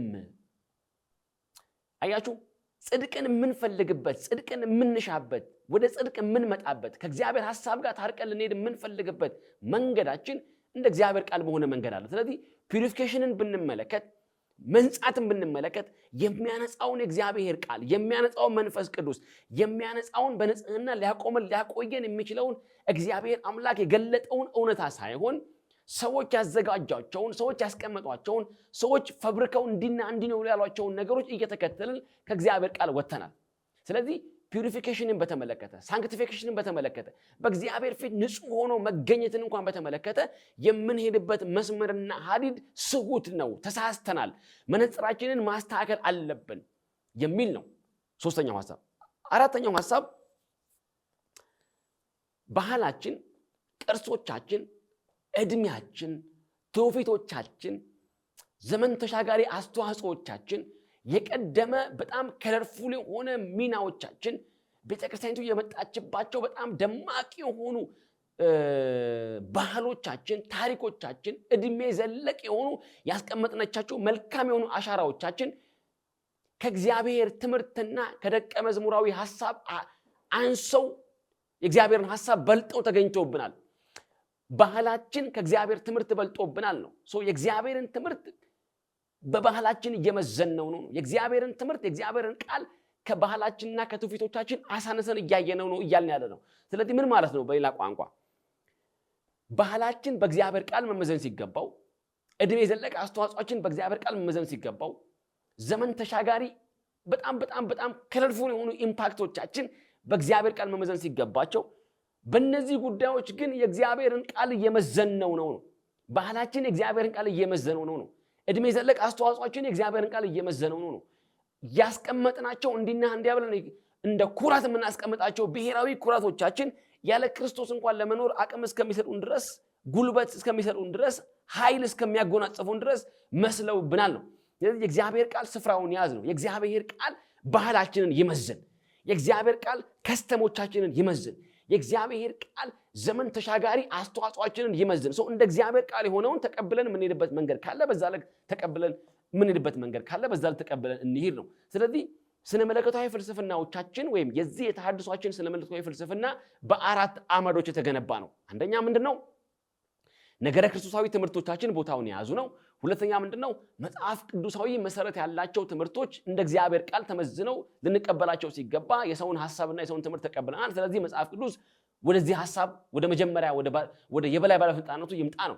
ሶስተኛ የዚህ በስነ መለኮታዊ ፍልስፍና ውስጥ የምንመለከት ሶስተኛው ሐሳብ ይሄ ንጽህናን፣ ጽድቅን፣ ቅድስናን በእግዚአብሔር ፊት ንጹህ ሆኖ መታየትን ንጹህነትን ደግሞ የምንመዝንበት መንገድ እንደ እግዚአብሔር ቃል አይደለም። ስለዚህ እንደ እግዚአብሔር ቃል በሆነ መንገድ ቅድስና መፈለግ አለብን። እንደ እግዚአብሔር ቃል በሆነ መንገድ ንጽህና መፈለግ አለብን። እንደ እግዚአብሔር ቃል በሆነ መንገድ በእግዚአብሔር ፊት ጻድቅና ንጹህ ሆነ መታየት አለብን የሚለው ሐሳብ ሊፈተሽ ይገባል ነው የሚለው። አራተኛው ሐሳብ ደግሞ ባህላችን፣ ቅርሳችን፣ ወጋችን፣ ታሪካችን፣ ከስተሞቻችን፣ ኖርሞቻችን ጭምር እንኳን ሳይቀር የእግዚአብሔር ቃል እግር ስር ተቀምጠው ሊመዘኑ ሊበየኑ ይገባቸዋል የሚል አራት ዋና ዋና ጉዳዮችን የያዘ ነው። በምን ስር አልኳችሁ? በስነ መለኮታዊ ፍልስፍናዎቻችን ስር በተሐድሷችን። ሁለተኛ ተሐድሷችን ስለ መለኮታዊ ፍልስፍና ብቻ ሳይሆን ሁለተኛ የተሐድሶ ጥያቄ የሚያጠነጥነው ደግሞ የተሐድሶ ፍልስፍናችን የሚያጠነጥነው አድሚኒስትሬቲቭ ወይም ደግሞ መዋቅራዊ ፍልስፍናው ምን ይመስላል ነው። ቤተክርስቲያን በመዋቅራዊ ረገድ ወይም በመዋቅር ረገድ በተቋም ረገድ ራሷን እንድትፈትሽ የምንጠየቀው ጥያቄ ስላለ ተቋማዊም ጉዳዮች ስለሚዳሰሱ ተቋማዊም ተሐድሶ ስለሚዳሰሱ በተቋማዊ ተሐድሶ ረገድ አድሚኒስትሬቲቭ የሆነ ፊሎሶፊያችሁ ምንድን ነው የሚመስለው ነው። አንደኛ እያልን ያልነው ቤተክርስቲያኒቱ በአስተዳደር በመንፈሳዊ ጉዳይ ረገድ ብቻ ሳይሆን ቅድም ባልኩት በመንፈሳዊ ረገድ ብቻ ሳይሆን በአስተዳደራዊና በመዋቅራዊ ረገድ ችግር ገጥሟታል ነው እያልን ያለው። ችግር ገጥሟታል ነው እያልን ያለው። ምን አይነት ችግር ነው የገጠማት? ቤተክርስቲያኒቱ በአስተዳደር ረገድ በአመራር ረገድ ሲስተሚክ የሆነ ችግር ገጥሟታል። ሲስተሚክ የሆነ ችግር ገጥሟታል። መዋቅራዊ የሆነ ስትራክቸራል እክል ገጥሟታል። አድሚኒስትሬቲቭ የሆነ የአመራር ችግር ቤተክርስቲያኒቱ ገጥሟታል። ከዚህ ጋር ተያይዞ የተጠያቂነት ችግር ገጥሟታል። የአካውንታቢሊቲ ችግር ገጥሟታል። የአካውንታቢሊቲ ችግር ብቻ ሳይሆን ያንን የተጠያቂነት ችግር የአካውንታቢሊቲ ችግር ደግሞ ተከትሎ የግልጽነትና የተደራሽነት ችግር ገጥሟታል። አመራሩ የራእይ እክል ገጥሞታል። ምዕመኑን ቤተክርስቲያኒቱን የት እንደሚያደርሳት ግራ ተጋብቷል። አመራሩ ቤተክርስቲያኒቱን በበላይነት እየመራ ያለው የቤተክርስቲያኒቱ ለዓላይ አመራር እንዳልኩት ቅድም የሲስተም ችግር ገጥሞታል። የስትራክቸር የመዋቅር ችግር ገጥሞታል። ያ የሲስተምና የመዋቅር ችግር ምን አድርጎታል? የተጠያቂነትና የተደራሽነት ችግር እንዲገጥሞት አድርጓል። የቤተክርስቲያኒቱን መጻኢ ዕድል በሚገባ ለመገምገም የማይችልበት ውድቀት ላይ ደርሷል ነው እያልን ያለው። ስለዚህ ምን ሆነ ማለት ነው? አሁን ያለው የቤተክርስቲያኒቱ አስተዳደር የቤተክርስቲያኒቱን ዕዳም ዕድልም ሊሸከም የማይችልበት ደረጃ ላይ ደርሷል። እንደውም በሌላ አባባል ምን እያልን ነው እኛ? አሁን ያለው አስተዳደር ቤተክርስቲያኒቱን ይዟት እንዳይወድቅ ጭምር ስጋቶች አሉ። ምክንያቱም እንደምናውቀው አስተዳደር የጀርባ አጥንት ነው፣ ባክቦን ነው፣ የሚመራ ነው፣ አቅጣጫ የሚያስቀምጥ ነው፣ ራዕይ የሚያስቀምጥ ነው፣ ቪዥን የሚያስቀምጥ ነው፣ መንገድ የሚተልም ነው። የሚቀጥሉትን ዘመናት የወጣቱን የዘመናቱን የቤተክርስቲያኒቱን መጻኢ ዕድል ዲተርማይን የሚያደርግ ነው። ይሄ እክል ከገጠመው፣ ይሄ ሲስተሚክ ችግር ከገጠመው፣ ውሳጣዊ ችግር ከገጠመው ሽባ ሆኖ ከተቀመጠ ሊንቀሳቀስ አይችልም ማለት ነው። ሊንቀሳቀስ ስለማይችል የቤተክርስቲያኒቱን ራዕይ፣ የቤተክርስቲያኒቱን መጻኢ ዕድል፣ የቤተክርስቲያኒቱን የተልእኮ ልቀት፣ የቤተክርስቲያኒቱን የራዕይ ምጥቀት ይዞ ሊቀጥል አይችልም። ስለዚህ አንዱ ተሐድሷችን የሚያነሳው የሚያቀነቅነው አንዱ ሐሳብ አድሚኒስትሬቲቭ ፊሎሶፊያችን ምንድነው የሚያሳየው ብለን ስንል ቅድም ካልኳችሁ ጉዳዮች አንጻር ቤተክርስቲያኒቱ የተልእኮ፣ የፍልስፍና፣ የራዕይ፣ የአደረጃጀት፣ የመዋቅር፣ የተጠያቂነት የሚመጣውን ትውልድ ፊውቸር ፎከስድ በሆነ መንገድ ራዕይን የመተለም መሰረታዊ ችግር ገጥሟታል። ስለዚህ ምንድነው ሲስተሚክ ችግር ገጥሟታልና ይሄን ሲስተሚክ ችግር ሲስተማቲክ በሆነ መንገድ ልትቀይሰው፣ ልታስተካክለው፣ ልታርመው፣ ሪፎርም ልታደርገው ይገባል ነው። አንዳንዶች ይህንን በተመለከተ የሚያነሷቸው ሐሳቦች አሉ። አሁን እንግዲህ በአስተዳደራዊ ፒላር ውስጥ ወይም በአስተዳደራዊ ፍልስፍና ውስጥ ስለሆነ እያነሳን ያለነው አንዳንዶች ይህንን በተመለከተ ሲያነሱ ምን ይላሉ? አሁን ያለው ቤተ ክህነት፣ አሁን ያለው አጠቃላይ አስተዳደራዊ መዋቅር የቤተክርስቲያኒቱን ዕዳም ዕድልም መሸከም ስለማይችል ፈርሶ መሰራት አለበት የሚል ድምፅ አለ። አሁን ፈርሶ መሰራት አለበት፣ አሁን ባለው መንገድ ሊታደስ ከሚችልበት ደረጃ አልፏል፣ አርጅቷል ብለው እንደውም ቃል በቃል ይናገራሉ። አርጅቷል፣ ኤጅድ ሆኗል። ሊታደስ ከሚችልበት ራሱን በውስጣዊ ተሐድሶ አርሞ በብቃት ሊቆም የሚችልበት ደረጃ ላይ አይደለም ያለው። ስለዚህ ምን ማድረግ አለበት? ፈርሶ መሰራት አለበት። ዲሳፕሊን አድርጎ እንደገና በአዲስ ሲስተም በአዲስ መዋቅር በአዲስ ፍልስፍና በአዲስ ኮንሰፕት ነው ሊገነባ የሚገባው። ዘመኑን በዋጀ መንገድ የሚመጣውን የወጣቱን ትውልድ ጥያቄ በመለሰ መንገድ አሁን ያለንበትን ተጨባጭ ክርስቲያናዊ ነባራዊ ሁኔታ ታሳቢ ባደረገ መንገድ እንደገና ፈርሶ ሊገነባ ይገባል እንጂ አሁን ባለው ሁኔታ ከመታደስ ዘመን አልፏል ብሎ የሚያነሱ ሰዎች አሉ። ይህን ጉዳይ በተመለከተ ደግሞ ሁለተኛ ደግሞ ሌላው ይህን ጉዳይ እንግዲህ በተመለከተ ምክር ሐሳብ ያቀረቡ ሰዎች ደግሞ የሚሉት ነው አሁን ያለው አማራጭ አፍርሶ መስራት ሳይሆን የገጠመው ችግር ሲስተሚክ ችግር ነውና ይህን ሲስተሚክ ችግር ሞደርን በሆነ መንገድ ዘመኑን በዋጀ መንገድ በጣም አዲስ ኪዳናዊ ፋይዳ ባለው መንገድ የሚመጣውን ትውልድ መጻኢ ዕድል ታሳቢ ባደረገ መንገድ እንደገና ማከም ይቻላል ብለው የሚያነሱ ደግሞ ሰዎች አሉ። ማከም ይቻላል ብለው የሚያስቡ ሰዎች አሉ። አሁን እንግዲህ ይሄ ማከም ይቻላል ዘመኑን በዋጀ መንገድ ሞደርን በሆነ መንገድ የሚመጣውን ዘመን ዕድል የሚመጣውን ዘመን ወጣት የሚመጣውን ዘመን የቤተክርስቲያኒቱን ተልእኮ አጠቃላይ ቤተክርስቲያኒቱ ልትደርስ የሚገባትን ሁለንተናዊ ኢምፓክት ታሳቢ ባደረገ መንገድ እንደው ትክክለኛና ጤናማ ሕክምና ቢያገኝ ይሄ ተቋም ይሄ መዋቅር ታክሞ ሊድን ይችላል ደግሞ የሚል ተስፋ ያላቸው ደግሞ ቡድኖች አሉ። ይሄን ሲያቀርቡ እንደዚህ ይላሉ። ታክሞ ለመዳን ግን ብሎ የሚያስቀምጡት ደግሞ ቅድመ ሁኔታ አለ። አሁን በሽታው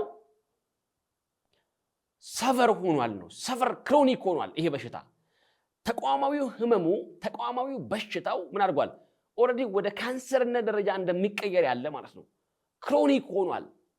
ስለዚህ በጣም በጣም በጣም በጣም የቅርብ የሆነ የህክምና ክትትል ተደርጎለት ካልሆነ በስተቀር ይሄ በመደበኛ የህክምና መንገድም ሊታከም ይችላል አይደለም ብለው ያስቀምጡ ሰዎች አሉ። ስለዚህ ምን ማድረግ አለበት? በጣም ጥሩ ሐኪም ከተገኘ ይላሉ ይሄን አሳማኝ ሰዎች። በጣም ጥሩ ሐኪም ከተገኘ በጣም ጥሩ ሐኪም ብቻ ሳይሆን በጣም ጥሩ የህክምና መሳሪያ ከተገኘ ያ ሐኪም ተገኝቶ ሐኪሙ ብቻ መገኘቱ ሳይሆን በጣም ጥሩ የህክምና መሳሪያ ከተገኘ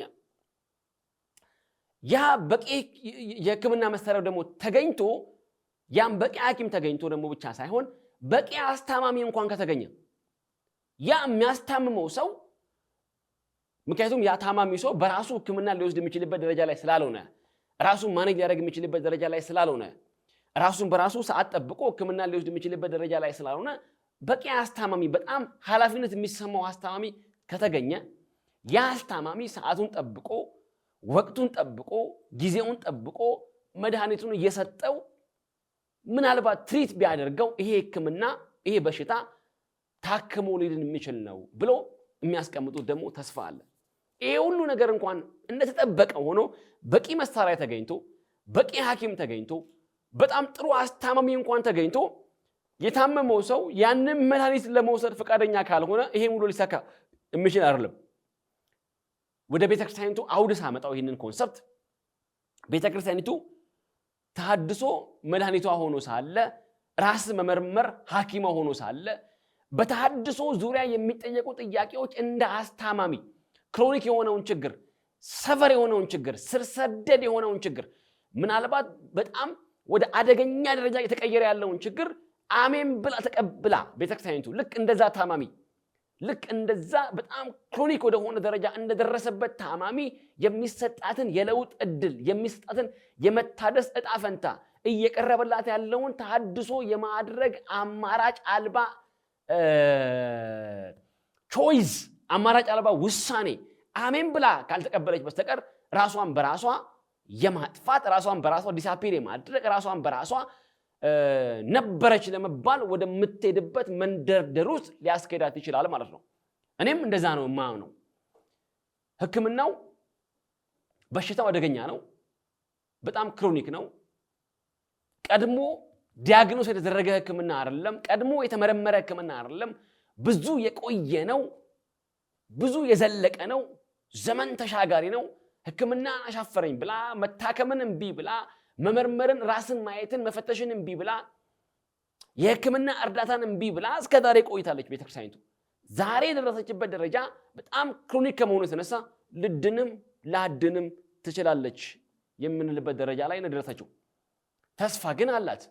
እንዳልኩት ቅድም ያ ታማሚ ህክምናውን በሚገባ ተከታትሎ ሐኪም የሰጠውን ነገር በሚገባ ተከታትሎ አስታማሚ የሰጠውን ነገር በሚገባ ተከታትሎ የመዳን ተስፋ እንዳለው ሁሉ ምናልባት በዚህ ልክ ራሷን በትፈትሽ ልድንበት የምትችልበት ተስፋና እድል እንዳላት አይ ቲንክ መናገር ይቻላል ብዬ አስባለሁ። ስለዚህ እንዳልኩት አንዱ የአስተዳደራዊ ፍልስፍናችን መነሻ ሲስተሚክ ችግር ገጥሟታል። ያን ሲስተሚክ ችግር ሲስተሚክ በሆነ መንገድ ሪፎርም ማድረግ ልታከመው ልታድነው ትችላለች። የስትራክቸር ችግር ገጥሟታል። ይሄ ስትራክቸራል የሆነው ችግር ጤናማ በሆነ መጽሐፍ ቅዱሳዊ በሆነ ዘመኑን በዋጀ መንገድ ይህን ስትራክቸራል የሆነ ችግር ልታከመው ልታድነው ትችላለች ፈቃደኛ ሆና የምትገኝ ከሆነ። የፍልስፍና ችግር ገጥሟታል። የራእይ ችግር ገጥሟታል። ነገን የመተለም ችግር ገጥሟታል። የሚመጣውን ዘመን አርቆ የማየት የእይታ ችግር ገጥሟታል እያልን ያለ ነው። ስለዚህ ይሄንን ችግር ለማረም በዚህ ቅድም ባልኩት መንገድ እንደ እግዚአብሔር ቃል በሆነ መንገድ ሞደርን በሆነ መንገድ አዲስ ኪዳናዊ ፋይዳ ባለው መንገድ የአስተዳደር ሪፎርሜሽን እንድታደርግ እንጠይቃለን። ይሄ አስተዳደራዊ ፍልስፍናችን ነው። ሌላው በዚህ ጋር የምንመለከተው ሶስተኛው ይሄ ተሐድሶ ወይም ተሐድሶችን የሚያስቀምጠው ሶስተኛው የፍልስፍና አማዳችን ማህበረሰባዊና ብሔራዊ ፍልስፍና ነው ወይም ፊሎሶፊ ነው። ምን ማለት ነው? እንግዲህ እኛ ዛሬ ደረሰችበት ቤተክርስቲያኒቱ ወደቀችበት ውድቀት ዛሬ ያለችበት እንግዲህ መጽሐፍ ቅዱሳዊ ልምምዶችና መጽሐፍ ቅዱሳዊ መንሸራተቶች ቤተክርስቲያኒቱ እንደ አገር ልትጫወት የሚገባትን እንደ አገር ልትወጣ የሚገባትን ሚና አሳጥቷታል ነው። ስለዚህ ይሄ በመታደስ ውስጥ ብትመጣ አሁን ይሄ በሶሻል ፊሎሶፊ ውስጥ ወይም በናሽናል ፊሎሶፊ ውስጥ እንደ እግዚአብሔር ቃል በሆነ መንገድ ራሷን እያረቀች ብትመጣ አሁን ካለችበት ውድቀትና አሁን ካለችበት አደገኛ መንሸራተት ውስጥ ግን ወጣ ብትገኝ እንደ አገር እንደ ቤተክርስቲያን ብቻ ሳይሆን እንደ አገር እንደ ኢትዮጵያ እንደ አገር በጎ ሚናዋን በመወጣት በጎ አስተዋጽኦዋን በመወጣት የአገር ሞራል ኮምፓስ እንኳን ልትሆን የምትችልበት እድል አላት ነው። የሞራል ስርዓቶችን ልትቀርጽ የምትችልበት፣ የግብረ ገብ ስርዓቶችን ልትቀርጽ የምትችልበት፣ የአኗኗር ስርዓቶችን ልትቀርጽ የምትችልበት የሶሻል ኮንሰፕት የሶሻል ኮምፓስ አያችሁ፣ አገራዊ ብሔራዊ የናሽናል ኮምፓስን እንኳን ልትቀርጽ ልታበጅ የምትችልበት እድል አላት። አሁን ካለችበት መንገድ ከወጣች፣ አሁን ካለችበት ውድቀት ከወጣች፣ አሁን ካለችበት መንሸራተት ከወጣች፣ አሁን ካለችበት ንጹህ ነኝ ልክ ነኝ ስንዱ መቤት ነኝ ዓለም ሁሉ ስቶኒ ብቻ ልክ ነኝ ከምትልበት ራስን ከማንቆለጳጳስ መንገድ ወጣ ስተቴ ምንድነው? ውድቀቴ ምንድነው? ሽንፈቴ ምንድነው? የት ጋር ነው የሚሰረኩት ብላ ራሷን በመፈተሽ እንደ እግዚአብሔር ቃል ባለ ልዕልናና ባለ ተክለ ስብዕና በዛ ቁመና መገኘት ከቻለች ተሐድሶችን ያስቀመጠው አንዱ ሞራል ኮንሰፕት ወይም አንዱ ሞራል ፊሎሶፊ በዚህ ልክ አገሪቱ ውስጥ ወይም ደግሞ እንደ አገር ደግሞ ባላት አጠቃላይ አስተዋጽኦ ደረጃ ወይም ባላት አስተዋጽኦ ላይ የሚገባት ሚና ልትወጣ የምትችልበት እድል አላት እንላለን። ግን ይህን ስንል ምን ማለታችን ነው? አሁን ባላት ተክለ ስብዕና እንኳን አይደለም አገራዊ የሞራል ኮምፓስ ለመሆን ቀርቶ እንኳን አይደለም በናሽናል ፒስ ላይ በብሔራዊ ጉዳዮች ላይ በፒስ ቢልዲንግ ላይ በሰላም ግንባታ ላይ እውነተኛና ጤናማ ዜጋን በማፍራት ረገድ ላይ ኃላፊነት የሚሰማውን ዜጋ በማፍራት ረገድ ላይ በኢትዮጵያዊ እሴቶች ጭምር ላይ በሞራል ግብረ ገባዊ በሆኑ አይደንቲቲዎች ላይ እንኳን አይደለም በዚህ ጉዳይ ላይ ሚናዋን ልትወጣ ቀርቶ ራሷን እንኳን ለማዳን የማትችልበት ደረጃ ላይ ነው አሁን ያለችበት ሁኔታ። ስለዚህ አሁን የምናነሳው አሁን ያነሳነው እንደ ተሐድሶ እዚህ ጋር ቀደም በተጠቀሱ መንገድ ያስቀመጥነው አንዱ የናሽናል እና የሶሻል ፊሎሶፊ ቤተክርስቲያኒቱ ራሷን በማደስ ውስጥ ራሷን በማየት ውስጥ ራሷን በመመርመር ውስጥ የምትሄድ ከሆነ ይሄንን የመሰለ ታላቅ የሆነ ሚናዋን ልትወጣ ትችላለች የሚል ነው። አምስተኛውና እንግዲህ በፊሎሶፊ ረገድ ያስቀመጥነው አምስተኛው መጨረሻው ፊሎሶፊ ምንድነው? የሚመጣውን ዘመን የመተለም የሚመጣውን ዘመን እድልም ዕዳም የማስቀመጥ ለሚመጣው ትውልድ ዘመን ተሻጋሪ አጀንዳ በማስቀመጥ ክርስቶሳዊ የሆነ ትውልድን በመቅረጽ አዲስ ኪዳናዊ ፋይዳው የላቀ ትውልድን በመቅረጽ ወጣቱን በመቅረጽ ኢምፓወር በማድረግ የዩኒቨርሲቲ ተማሪዎችን ባለሙያዎችን ጭምር ሊሆን ይችላል በዚህ ሂደት ውስጥ የሚመጣውን ዘመንና እድል በሚገባ በማየት የምትገባበት የምትመጣበት አያችሁ አሁን የሆነ ዘመን ላይ ቆሞ የሆነ እድል ላይ ቆሞ የሆነ ሲስተም ላይ ቆሞ በቃ ከዚህ ዘመን በኋላ የኔ ዘመን ሳይክሊካል ነው አባቶቼ የመጡበት ዘመን አለ እኔም ማልፍበት ዘመን አለ አይ እኔ ከማልፍበት ዘመን ባሻገር ደግሞ የሚመጣው ዘመን የሚመጣው ትውልድም ራሱ ትላንት እንደነበረው ነው የሚያልፈው ትላንት እንደነበረው ነው የሚሄደው ምንም አዲስ ነገር የለም ብላ ዛሬ ላይ ተቸክላ አሁን ላይ ቆማ አሁን ላይ ስታግኔት አድርጋ የምትቆም ቤተክርስቲያን ሳትሆን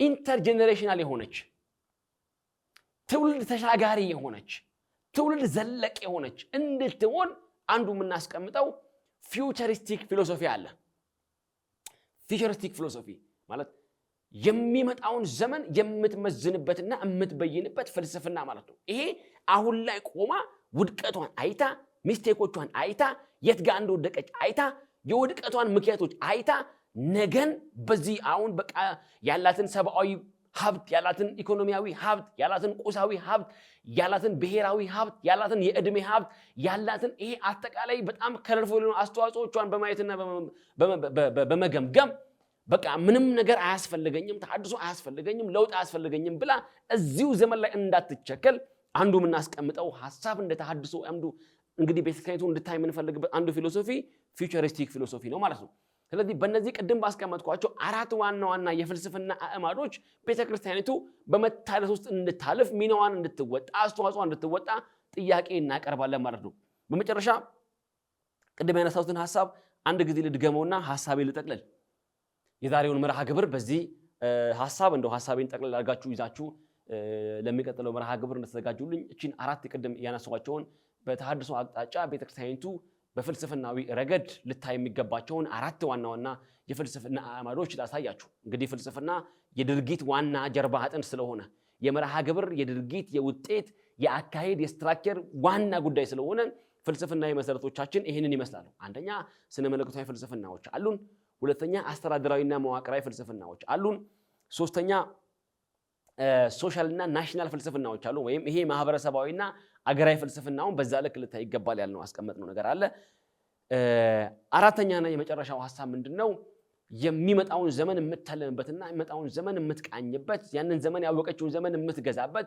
ፊውቸሪስቲክ የሆነ ደግሞ ፊሎሶፊ አለ በእነዚህ በአራቱ ፍልስፍናዊ አእማዶች ውስጥ ቆማ ነገሩ ምንድነው ብላ በማየት ተሐድሶን እንድትቀበል እንድታስተናግድ የደረሰባትን የደረሰችበትን የውድቀትና አጠቃላይ ከእግዚአብሔር ቃልም ከትውልዱም እየተፋታች የሄደችበትን ነገር በማወቅና በመገምገም ሞራልን በማስቀመጥ አስተዋጽኦን በማስቀመጥ እንግዲህ ራስን ማጽናኛ ቋንቋዎችን በማስቀመጥ ለእውነተኛ ተሐድሶና ለእውነተኛ ለውጥ እንድትቆምና በዛም ልክ ለትውልዱም ደግሞ ፈውስና መድኃኒት እንድትሆን እንደ አገር ደግሞ ልትጫወት የሚገባትን የአንበሳውን ድርሻ እንድትጫወት የሚገባትን አዎንታዊ ሚና እንድትጫወት በድጋሚ ጥሪያችንን ማቅረብ እንፈልጋለን የአምላካችን የእግዚአብሔር ስም የተባረከ ይሁን የዛሬውን መርሃ ግብራችንን እንግዲህ በዚህ እናጠናቃለን በሚቀጥለው መርሃ ግብር ደግሞ እስከምንገናኝ የእግዚአብሔር ጸጋ እግዚአብሔር አምላክ አንድነት የእግዚአብሔር አምላክ ክብርና ልዕልና ከሁላችን ጋር ይሁን በጣም አመሰግናለሁ እግዚአብሔር ያክብርልኝ